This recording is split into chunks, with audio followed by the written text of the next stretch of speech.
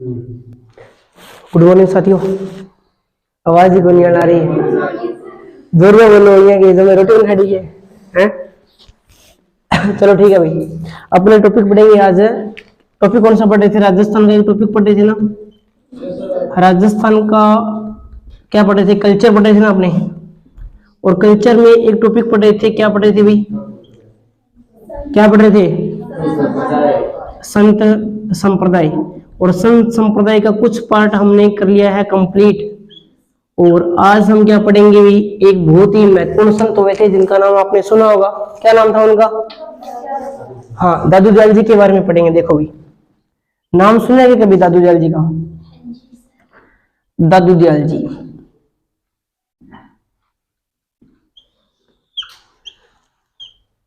दादू दयाल जी पहले ये बताओ कि सगुण भक्ति के थे या निर्गुण भक्ति के थे? निर्गुण भक्ति और सगुण भक्ति में अंतर क्या है भाई? सगुण क्या करते हैं? निर्गुण वाले? निर्गुण के अंदर क्या मूर्ति पूजा की जाती है? क्या ईश्वर को मानते हैं? ईश्वर को मानते हैं, सगुण वाले मानते हैं। तो दादू दयाल जी सगुण भक्ति के थे या निर्गुण भक्ति के थे भाई? ये थी निर्गुण भक्ति की भाई।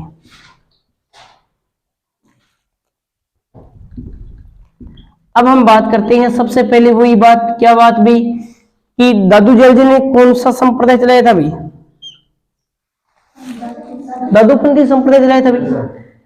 तो सबसे पहले हम बात करते हैं प्रवर्तक कौन मान जाते हैं? प्रवर्तक ये दादू दयाल जी ही मान जाते हैं। जन्म की अगर हम बात करते हैं तो उनका जन्म कब होता है भाई? जन्म है वो होता है 1544 ईस्वी को। होता कहां पे अभी? अहमदाबाद। और अहमदाबाद कहां पड़ता है? अहमदाबाद। और अहमदाबाद कहां पड़ता है आपका? गुजरात के अंदर पड़ता है भाई, गुजरात के अंदर पड़ता है। देखो इनके बारे में एक बात कही जाती है। क्या बात कही जाती है पहले समझ लो, उसके बाद में लिख लेना। इनके बारे में एक बात कही जाती है कि अहमदाबाद, आपको पता होगा जब आपने नदियां पढ़ी थी, किसके अंदर पढ़ी थी? ज्योग्राफी के अंदर। मैंने आपको बताया था कि अहमदाबाद शहर किस नदी के किनारे है भाई? बिल्कुल।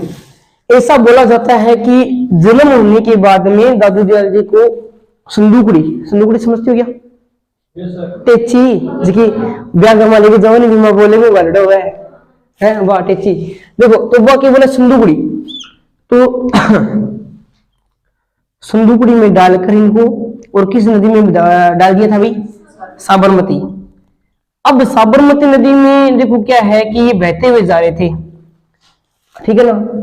अब देखो अपने में जिज्ञासा होती है ना, कोई चीज मान लो बहती हुई जा रही है, आप देखो नदी के अंदर की है, देख लिया, कोई बैग पड़े हुए है, कोई और चीज पड़ी हुई है, और लोग घरे कोई पुराना कोई बक्स पड़े उसने आपको देखा इन मगड़ की है पर दादा कोई गड़ा कोई मालमूल तना रखड़े गड़ा है नी। तो अठे एक लोधीराम सारस्वत, लोधीराम सारस्वती का वो रखे जुगाड़ डाला रे भाई। लोधीराम जी सरस्वती क्यों? ये जी का सारस्वत जी हाँ आगे करियो, बस संदूकड़ी खोल ली, संदूकड़ी बाहर काट ली, बाहर काट के देखियो जब मैं खिला दो टाबर नानो भी बैठे हूँ, नानो भी को हाँ दादू दयाल जी। हाँ, तो लोधीराम सारस्वत को बहते हुए मिले थे संदूकड़ी के अंदर। कहाँ मिले थे? साबरमती नदी के अंदर मिले थे। जन्म का ऐसा बोला जाता है 1544 को अहमदाबाद गुजरात के अंदर हुआ था। कहाँ हुआ था भी? अहमदाबाद गुजरात के अंदर हुआ था। दादू दयाल जी क्यों कहा जाता है, क्या कहा जाता है भी? इन्हें कहते हैं राजस्थान का, राजस्थान का कबीर कहते हैं। सारों को पता है क्योंकि ये कबीर के क्या थे भाई? चेले थे। अब ये कहने वाला व्यक्ति कौन था ये पूछा जाता है, किसने दादू दयाल जी को राजस्थान का कबीर कहा है भाई? बताओ, पढ़ गए ना, बताओ। इसका नाम आता है मोतीलाल, मोतीलाल मेनारिया ने कहा था, मेनारिया ने। ये कुछ प्रश्न हैं जो आते हैं एग्जाम के अंदर भी। सभी को पता है कि राजस्थान का कबीर कैसे कहते हैं? दादू दयाल जी को कहते हैं। लेकिन दादू दयाल जी को राजस्थान का कबीर कहने वाला कौन था? मोतीलाल मेनारिया जी थे। और बात करते हैं दादू दयाल जी के बारे में। दादू दयाल जी ने क्या किया था? देखो भाई, दादू दयाल जी ने 11 वर्ष की उम्र में, दादू दयाल जी ने दादू दयाल जी ने 11 वर्ष की उम्र में क्या कर दिया था भाई? वर्ष की उम्र में घर को त्याग दिया था, उम्र में घर से त्याग दिया था भी। इनको पता चल गया था कि अपने क्या करेंगे भी, बाहर भक्ति में लगना है अपने को, और मतलब क्या करना है, भक्ति मार्ग ही चुनना है।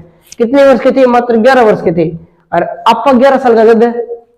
हाँ, अपन ध्यान ही को तो क्या करना है, क्या ना करना है, सारा दिन गले मारता नहीं तो एक फोन हो तो अपना घर में 2 घंटा चलता, एक साल तो चल छैया छैया छैया, अरे क्या नींबूड़ा है नहीं। हाँ, आप मेरे को रहता तो मतलब ही को नहीं तो सारा दिन वो टेर है, पूरा दिन टेर चलाता।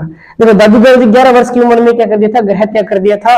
और देखो ये क्या हुआ थे? 19 वर्ष की उम्र के अंदर, 19 वर्ष की उम्र के अंदर ये कहाँ चले गए थे भाई? 19 वर्ष की उम्र में सबसे पहले कहाँ आ गए थे भाई? राजस्थान आ गए थे भाई। राजस्थान में भी सबसे पहले कहाँ आए थे? सिरोही के अंदर आए थे भाई। पूछ लिया जाता है कि राजस्थान में सबसे पहले दादू दयाल जी कहाँ आए थे? सिरोही आए थे। सिरोही के बाद में कल्याणपुर गए थे। कल्याणपुर के बाद में चले गए थे ये सांबर। सांबर कहां पड़ता है? जयपुर के अंदर पड़ता है। और देखो भाई 19 वर्ष की उम्र में सबसे पहले सिरोही में आए थे। कल्याणपुर कहां पड़ता है? जयपुर में पड़ता है। सांबर कहां पड़ता है? जयपुर के अंदर पड़ता है। और सबसे पहला उपदेश भी कहां दिया था? सबसे पहला उपदेश दिया था 1568 के अंदर। और कहां दिया था उपदेश? सांबर में। और सांबर कहां पड़ता है? और सांबर झील भी कहां पड़ती है? फुलेरा जयपुर के अंदर पड़ती है। पहला उपदेश कहां दिया था? सांबर में दिया था। दिया कब था? 1568 में दिया था। सबसे पहले राजस्थान में कहां आए थे? कितनी वर्ष की उम्र में आए थे? कितनी वर्ष में घर छोड़ा था? राजस्थान में क्या कहा जाता है? किसने कहा था? मोतीलाल नेहरू जी। उसके बाद में देखो ये क्या हुआ था? सांबर के बाद में ये कहां चले गए थे? सांबर के बाद ये नारायणा आ गए थे। नारायणा भी कहां पड़ता है? जयपुर में। और यहाँ पर उन्होंने काफी टाइम काफी टाइम व्यतीत किया था, घूमे थे, भ्रमण किया था, सब कुछ यहाँ पे कर उन्होंने काफी अच्छा वर्क किया था। उसके बाद में इनके गुरु का नाम पूछ लिया जाता है। गुरु का नाम क्या था भाई? गुरु का नाम बताइए भाई, जल्दी से बताइए। गुरु का नाम क्या था? पढ़ी को नहीं आएगी? हाँ पूजा है, बता फिर। अरे कितना मस्त नाम है। एक देखो, एक तो जगह या तो बोल दे बुद्धन जी, या इनका नाम आता है वृंदानंद जी। वृंदानंद जी,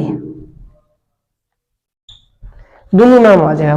बुद्धन जी या वृंदानंद जी आ जाता है। और ये किसकी शिष्य थी? कबीरदास जी की। ठीक है ना? कबीरदास जी के बहुत बड़े फैन थे, ये ध्यान रखना, क्योंकि इसलिए राजस्थान का कबीर कहा जाता है ना। कबीर के इनके जो उपदेश है ना, उनके अंदर काफी अच्छा इनका वर्णन भी किया गया है। वो भगाते भी रहते थे कबीर राय मोहे मीठा लागे रे, मतलब बहुत अच्छी अच्छी कविता इनकी गाते रहते थे कबीर के नाम पे। तो बुद्धन जी, इनको ध्यान में रखना है। उसके बाद में अगर हम और बात करें तो दादू दयाल संप्रदाय के अंदर क्या होता है भाई? संप्रदाय में शादी नहीं करते हैं भाई। सारों बोलो, देखो खर्चों बता ले, 5-7 लाख रुपया लगे जगह बचा ले। शादी नहीं करते हैं। गुरु जी ये कि यहाँ शादी ना करे तो मर जाएगा, फिर तो वंश आगे बढ़े को नहीं, तो वंश आगे क्या बढ़ा गया, ये गोद लेते हैं।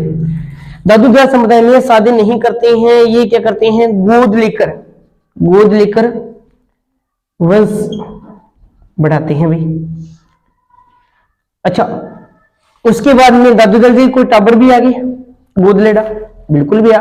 2 टाबर आ, 2 छोरा और 2 छोरी।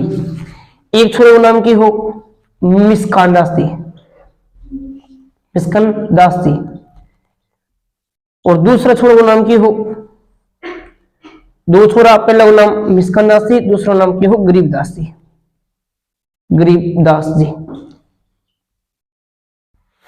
दो ही छोरे ही पीछे दिखाई दे रहा है क्या? देखना, 2 ही छोरियां थी। एक का नाम क्या था भाई? एक का नाम था शोभा कुंवरी, शोभा कुंवरी, और एगो नाम हो रूप कुंवरी। नाम है बड़ा तगड़ा तगड़ा रखे ना, तो रूप कुंवरी, रूप कुंवरी। हाँ, ये दो छोरियां थी, दो ही छोरा दो ही छोरे ही, ध्यान रखियो। गोद लेडी ही किसकी ली हुई थी? दादू जल जी की। एक बार आप इतना लिखो, उसके बाद में आगे चलते हैं अपने ना। दादू जल जी के बारे में और बताता हूँ आपको, जल्दी से एक बार इनको लिख लो आप, फिर आगे चलते हैं अपने।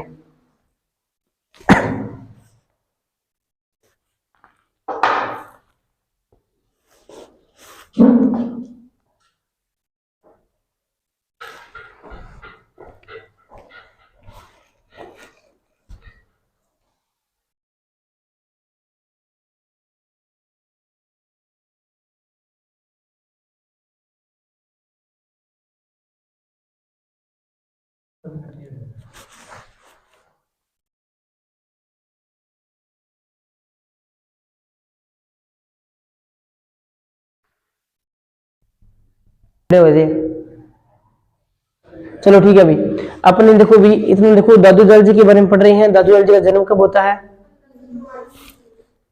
अरे साल तरह आगे, जन्म कब होता है? 1544 कहाँ होता है? अहमदाबाद। कहाँ पड़ता है? कहाँ पे मिले थे? संदूकड़ी के अंदर मिले थे। किस नदी के अंदर मिले थे? बहते हुए मिले थे। किसको मिले थे? खुदीराम सारस्वत जी को मिले थे। राजस्थान का क्या कहा जाता है? कबीर कहा जाता है। राजस्थान का कबीर कहा जाता है। कहा किसने था? मोतीलाल। दादू दयाल जी ने कितनी वर्ष की उम्र में ग्रह त्याग दिया था भाई? सबसे पहले राजस्थान कितनी उम्र की में आए थे? कहाँ आए थे? और सिरोही के बाद में कहाँ गए? कल्याणपुर के बाद में कहाँ गए? सबसे पहला उपदेश कहाँ दिया था? संबर में। कब दिया था? संबर के बाद कहाँ गए? नारायण। कहाँ पड़ता है? गुरु का नाम क्या था? बुढ़घन जी या वृंदावन जी था। दादू दयाल जी संप्रदाय के लोग शादी करते हैं क्या? तो वह शादी बढ़ाने के लिए क्या करते हैं? गोद लेते हैं। दो टाबर रहा, दो ही छोरा और दो ही, हाँ, एक छोरे का नाम की वो लिस्किंदास थी, और एक नाम, एक छोरी का नाम, एक नाम, हाँ, नाम बड़ा मस्त मस्त रखा बेटे में दादू दयाल जी। आगे देखो और बात करते हैं अपने।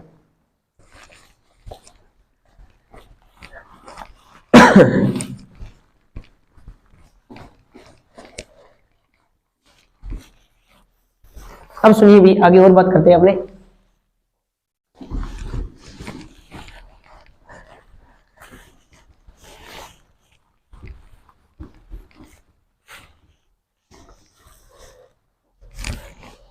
दादू दयाल जी कुछ ग्रंथ भी थे क्या भाई? हाँ, इनके प्रमुख ग्रंथ बताइए कौन कौन से थे?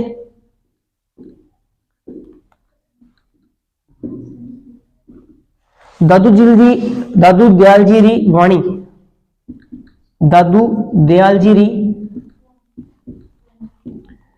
वाणी, और दादू दयाल जी रा दुहा,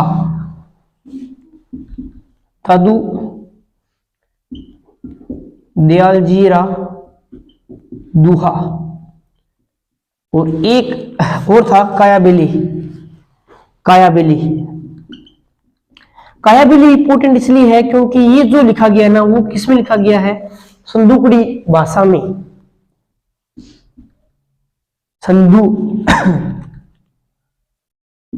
संदूकड़ी भाषा में लिखा गया है।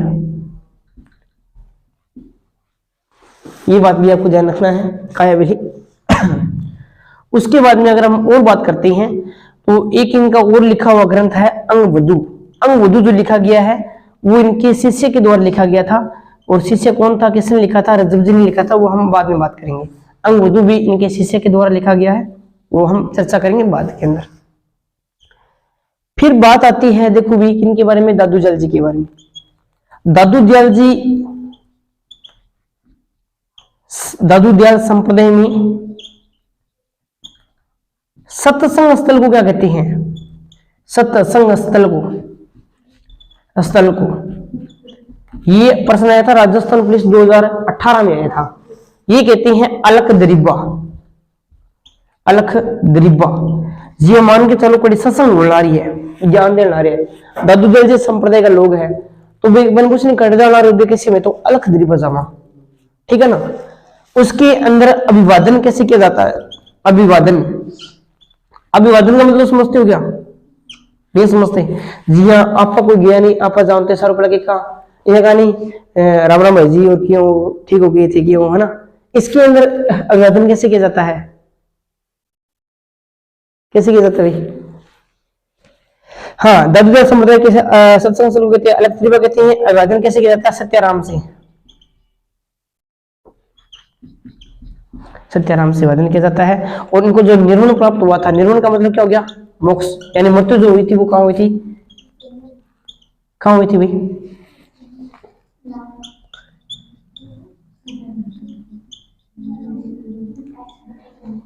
नारायण जयपुर के अंदर इनकी प्रमुख पीठ बनी हुई है। वैसे बोला जाता है कि बराना के अंदर, देखो बराना जो पर्वत है ना, वहां पे इनको मतलब मृत्यु हुई थी, लेकिन निर्वाणा के अंदर इनकी प्रमुख पीठ बनी हुई है, वहां पर इनको दफनाया गया था ना, उनकी समाधि स्थल यहीं पे बनी हुई, ध्यान रखना।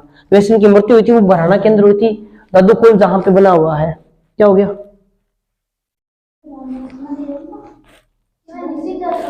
वो बता रहे हैं ना, आपको बता रहे हैं, वहां पर देखो निर्वाण जो प्राप्त हुआ था ना, मतलब जो उनकी जो मृत्यु हो गई थी ना, वो तो हो गई थी, निर्वाण जो हुआ था वो नारायण जयपुर के अंदर, लेकिन उसको जो बराना की जो पहाड़ी है, बराना जो है ना, वहां पर उनके शरीर को खुला छोड़ दिया गया था, जिसको कहते हैं दादू खोल कहते हैं, दादू खोल, दादू खोल कहते हैं। और ये बराना कहाँ पड़ता है? ये जयपुर के अंदर पड़ता है। यहाँ पर इनके शरीर को खुला छोड़ दिया गया था, वो बता देते हैं, ठीक है। और इनकी जो प्रमुख जो पीठ बनी हुई है, प्रमुख जो पीठ बनी है वो कहां पे बनी हुई है? प्रमुख जो पीठ है वो बनी हुई है नारायणा के अंदर। नारायणा कहां पड़ता है भाई? जयपुर के अंदर बनी हुई है।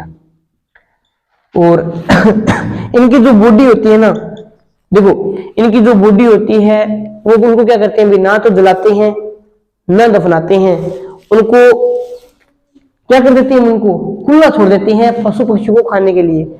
इनका ऐसा मानना है कि देखो भी अगर अपने जीवित है तब तक तो आप क्या करो भी, लोगों की सेवा करो, अगर आप मर जाते हो तो आपकी बॉडी को आप जमीन के अंदर मत दफनाओ, उससे तो क्या होता है, ऐसे वेस्ट हो जाएगा। इससे अच्छा है कि आप खुला छोड़ो अपनी बॉडी को, ताकि कोई जीव जंतु उनका पेट भर सके। तो ये देखो भी क्या है कि इस संप्रदाय के लोग, इस संप्रदाय के लोग, हाँ, मृत व्यक्ति को खुला छोड़ देते हैं पशु पक्षी को खाने के लिए, छोड़ देते हैं पशु पक्षी को खाने के लिए, पशु पक्षियों को खाने के लिए, खाने के लिए। ये बात भी आपको ध्यान में रखनी है भाई, ठीक है।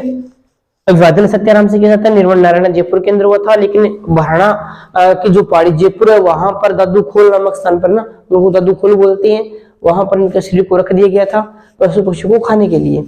प्रमुख जो पीठ जो बनी हुई है वो नारायण जयपुर के अंदर बनी हुई है। इस संप्रदाय के लोग मृत व्यक्ति को खुला छोड़ देते हैं ताकि वो पशु पक्षी को खा सके, ठीक है। आगे चले, आगे चले क्या? ऊपर वाला रफ कर दूं? अरे समझ गया कि लिखे वो नहीं के सबको आगे तो हाँ ना बता, देख रहा हूँ लिख लियो, कौन लिखियो।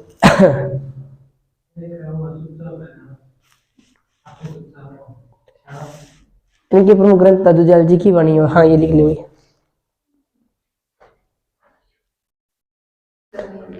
है, बिठा दे, आ लियो, दौड़ दियो। अब देखो इनकी एक गद्दी भी बनी हुई भी, इनकी गद्दी कितनी बनी हुई है भी? जैसे अपने पढ़ के आए थे, कौन सा संप्रदाय पढ़ा था? दशरथ संप्रदाय पढ़ा था। दशरथ संप्रदाय की प्रमुख पीठ कहां पे बनी हुई है? कतरियासर बीकानेर के अंदर। इसके अलावा भी हमने 5 पीठ पढ़ के आए थे, याद आ रहा है क्या? पहली पीठ का नाम क्या था? अरे मल्लासर, लिखविंदेसर, सर भूल गए क्या? बबलू। उसके बाद में लास्ट वाला पंचाला। पंचाला कहां पड़ता है? नागौर के अंदर पड़ता है। याद रखा करो भाई, ऐसे भूलो मत भाई, भूल गए तो फिर काम खराब हो जाएगा। अब इनकी 5 गद्दी बनी हुई है, वो गद्दी कहां कहां बनी हुई है वो बताओ। गद्दी देखो, उनकी गद्दी देखो, पहले एक आ जाती है खालसा गद्दी, खालसा खाकी प्रमुख गद्दियां हैं इनकी, प्रमुख गद्दी है इस संप्रदाय की। खालसा, खाकी, नागा, उत्तरादे और वीरा। खालसा, खाकी, नागा, उत्तरादे और वीरा। खालसा, खालसा जो गद्दी है उसकी स्थापना किसके द्वारा की गई थी भाई? इसकी स्थापना है वो गरीबदास जी के द्वारा की गई थी, गरीबदास जी के द्वारा।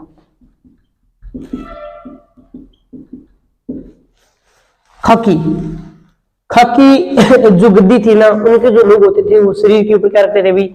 भस्म, भस्म ना लगे हुए राख। हाँ, इस गद्दी के लोग, गद्दी के संत है वो शरीर पर भस्म, शरीर पर भस्म तथा जटाएं रखते थे।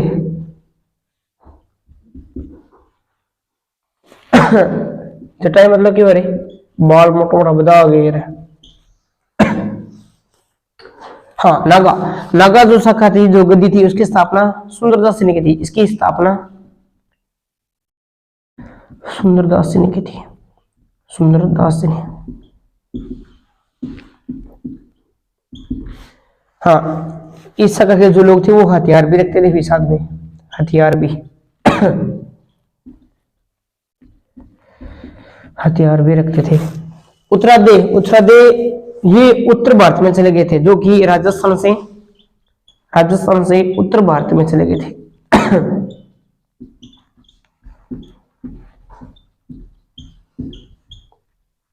और वीरा ये जो थे ना, ये क्या करते थे? गृहस्थी जीवन जीते हुए, गृहस्थ जीवन जीते हुए।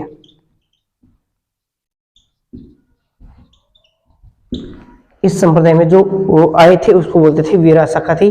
खालसा, खाकी, नागा, उत्तरादे और वीरा ये आपको ध्यान में रखना है, ठीक है। ये 5 शाखा थी, इसकी गद्दी थी। मुख्य जो पीठ बनी हुई है वो कहाँ पे बनी हुई है? नारायणा के अंदर बनी हुई है। नारायणा कहाँ पड़ता है? जयपुर के अंदर पड़ता है, ध्यान में रखना। और उसके बाद में अगर हम और बात करें कि दादू जाल जी का जो मेला बढ़ता है, मेला कब बढ़ता है दादू जाल जी का, वो भी देख लेते हैं। हाँ, इसको कर दो। इनका जो मेला बढ़ता है, मेला कब बढ़ता है भाई? हाँ, फाल्गुन शुक्ल पक्ष की अष्टमी को बढ़ता है, पंचमी को नहीं बढ़ता। एकादशी निकल मिल जाए है? किसको क्यों मिल जाए है?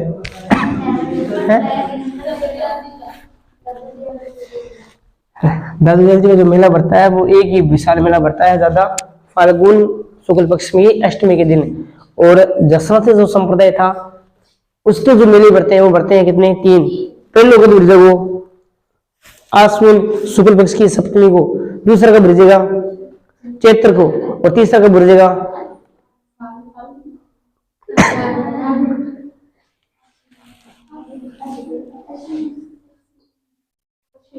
अरे माघ के अंदर पुरुष तो खाना बताया मैं कि माघ किस, मैंने बताया ना कि औगा का चला याद बोलने की तरह तो को चला मिला है महेंद्र जी की। अच्छा, महेंद्र जी की होगी। हाँ, जाने की जिसे भाई जी की हो, ठीक है ना। और उसके बाद में अपने जसनाथ जी जम्मू जी महाराज के बारे में पढ़ा था। जम्मू जी महाराज का मेला कितना कब बढ़ता है? 2 बार बढ़ता है। एक तो फाल्गुन की अमावस्या को और एक आसोस की अमावस्या को बढ़ता है। इनका मेला देखो इनका जो मेला बढ़ता है वो बढ़ता है फाल्गुन शुक्ल पक्ष की अष्टमी के दिन बढ़ता है भाई, अष्टमी के दिन। दादू जाल जी के टोटल शिष्य कितने थे भाई? इनके कुल 152 शिष्य थे भाई, थोड़ा ही शिष्य थे, जिनमें से 52 को क्या कहा जाता है? 52 को 52 स्तंभ कहा जाता है, 52 स्तंभ कहा जाता है।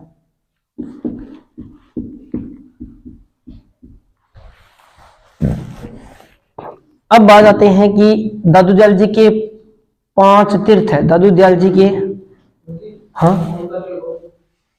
बाबू दयाल, कनेक्ट डिस्कनेक्ट हो गया। चलो